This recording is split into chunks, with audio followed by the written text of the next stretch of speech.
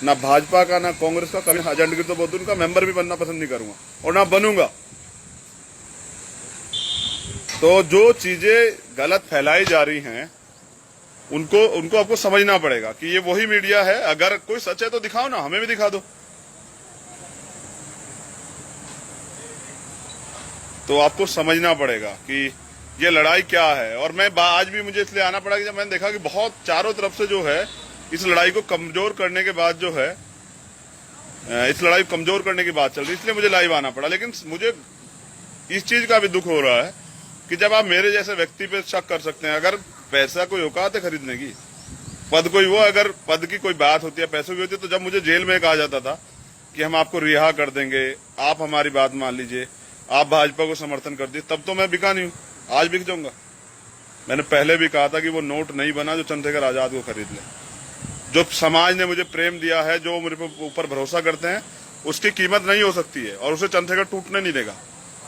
पूरी गद्दारों की फौज भी खड़ी हो जाएगी। जो लोग मेरा विरोध करते हैं उनके लिए भी एक बात कह देना चाहता हूं, तुम्हारे विरोध का कारण समझ सकता हूं कि दोस्त अगर फेल होता है तो दुख होता है, लेकिन दोस्त अगर टॉप करता है तो बहुत दुख होता है। तुम्हारे दुख का कारण मैं समझ सकता हूं कि तुम इसलिए दुखी हो कि चंद्रशेखर को समाज के लोग प्रेम करते हैं, लेकिन तुम्हारे दुख के कारण क्या मैं काम करना छोड़ दूं? मैं लास्ट बार कह रहा हूं, मैं रोज रोज सफाई देने नहीं आऊंगा। इस मीडिया के चरित्र को आपको समझना पड़ेगा। मैं डरपोक नहीं हूं, कायर नहीं, जो कुछ कहूंगा खुलेआम करूंगा।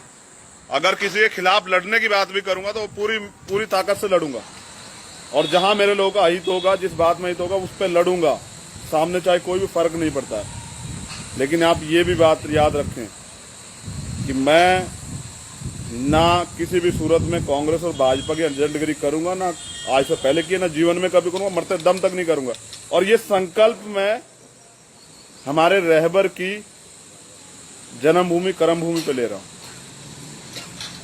ये इससे बड़ी जगह मेरे हिसाब से कोई तीर्थ, इससे बड़ा तीर्थ है हमारे लिए? आप लोग सब लोग बताओ जरा, क्या कोई इससे बड़ा तीर्थ है हमारे लिए? तो ये जो व्यक्ति यहाँ आके भी गद्दारी करेगा, मेरे हिसाब से समाज को चाहिए कि उसका इलाज करे। क्योंकि मैं तो एक चीज जानता हूं, दुश्मन और गद्दार के साथ एक जैसा व्यवहार रहना चाहिए, लेकिन यहाँ ईमानदारी, यहाँ गद्दारी नहीं है। तो आपको समझना पड़ेगा, ना हमारे लिए कांग्रेस अच्छी, ना हमारे लिए बीजेपी अच्छी, वो दोनों हमारे लिए खराब है। अगर बहुजन राजनीति करना चाहते हैं तो क्या तो अपना स्वतंत्र दल बनाएं जिसमें बहुजनों की बात हो, या फिर अपने बहुजन दलों के साथ रहें, क्योंकि कहीं ना कहीं कम से कम उनसे उम्मीदें बची हुई हैं कि वो हमारी लड़ाई को आगे बढ़ाएंगे। लेकिन कांग्रेस और बीजेपी आपकी लड़ाई को आगे नहीं बढ़ाएगी। मैं अंतिम बार आके आपसे कह रहा हूं, अगर मैं ईमानदार से काम करता हूं तो मैं ये नहीं चाहता कि लोग जो हैं मुझसे सवाल खड़ा करें। आप याद रखिएगा, मैं सारी अटकलों का जवाब देने के लिए लाइव आया हूं कि ये जो अटकलें चलाई जा रही थी, यूपी में गठबंधन बहुत मजबूत है, बहुत मजबूती से उसका साथ दीजिए। और यूपी के बाहर जहां जहां बहुजन समाज पार्टी का प्रत्याशी हरा रहा, उसका भी बड़ा साथ दीजिए।